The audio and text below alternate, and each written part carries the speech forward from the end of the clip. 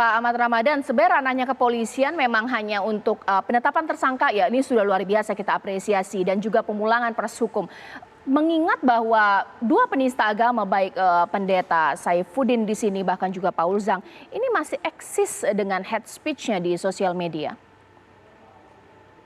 Ya, jadi prinsipnya begini Mbak, bahwa seseorang yang dicari, yang diburu, atau masuk dalam daftar pencarian, kita tidak pernah lelah untuk mengejar atau memburu hal tersebut. Dan tidak pernah hilang daftar dalam pencarian.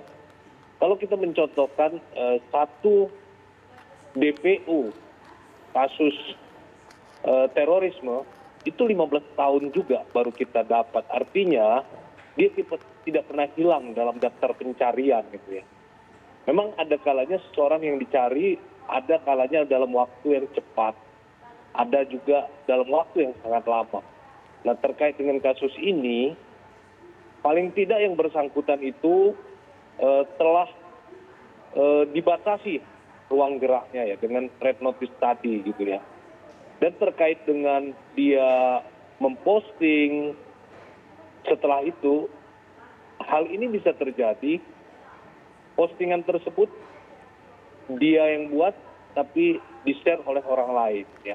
Sehingga ini sudah direncanakan, penistaan ini sudah direncanakan melihat peralatan yang digunakan, mic yang digunakan, kemudian posisi melihat kamera. Jadi ini hal yang sudah direncanakan. Tentu settingan ini juga dia sudah bisa untuk menghindari dari kejaran. Ya. Artinya dia membuat, tapi yang mengirim bisa jadi pihak lain dan dari tempat wifi yang berbeda. Jadi karena ini sesuatu yang sudah direncanakan oleh tersangka SI ini. Namun sekali lagi kepolisian tidak pernah lelah untuk mengejar pelaku kejahatannya. Baik. Kita akan kejar terus dan kita buru sampai dapat. Oke, karena memang penistaan agama atau ujaran kebencian ini memang terus simultan, mungkin saya minta dijawab dari MUI, muatan dari pernyataan dari pendeta Saifuddin ini adalah bahwa 300 ayat harus dihapuskan karena dianggap membuat orang mengarah kepada aksi yang radikal dan terorisme. Ini bagaimana MUI menjawabnya? Iya, ini kalau menurut hemat saya ya, ini pernyataan yang mengada-ngada, tidak masuk akal, dan sekaligus sebagai sebuah bentuk penistaan. Mengapa? Karena secara umum ayat Al-Quran itu mengajak kita untuk hidup damai, aman, beriman ya. Nah karena itu apa yang dimaksud oleh saudara Saifuddin Ibrahim ini semata-mata bentuk kebencian ya Mbak Caca ya. Bentuk kebencian di mana beliau sendiri sebenarnya paham itu bahwa karena asal agama beliau Islam. Namun demikian yang menjadi kita kemudian heran ya, apa yang ada pada alam pikiran beliau, bagaimana pikiran-pikirannya di brainwash sedemikian sehingga rusak ya. Nah ini yang menurut hemat saya harus kita berikan pemahaman kepada masyarakat, jangan sampai masyarakat mau terpengaruh, terprovokasi ya dengan pikiran-pikiran semacam ini. Sebab sekali lagi ya, seorang awam sendiri pun ya, seorang awam nih ya, apa yang beliau katakan itu betul-betul menyakitkan hati umat beragama di Indonesia. Nah, karena itu bagi agama lain pun saya kira sama lah ya, karena kita sangat menjaga perasaan umat beragama seperti agama yang 6 diakui di Indonesia. Ya. Nah, oleh karena itu saya ingat sekali ya kata-kata mantan Menteri Agama Alamsyah Ratu Parawirnegara untuk mewujudkan trilogi kerukunan umat beragama ini ada 3 hal, yaitu pemerintah. Sebagaimana pemerintah kita ketahui mengajak umat beragama rukun, tertib, ya. Dan yang kedua adalah antar umat beragama, ya. Kemudian yang ketiga internal umat beragama. Nah, gara-gara yang satu ini bisa rusak. Betul. Ya, kehidupan beragama kita karena kebencian yang beliau sebarluaskan itu luar biasa. Tapi kita umat beragama antar umat beragama kita dengan pemerintah tetap rukun, aman, damai.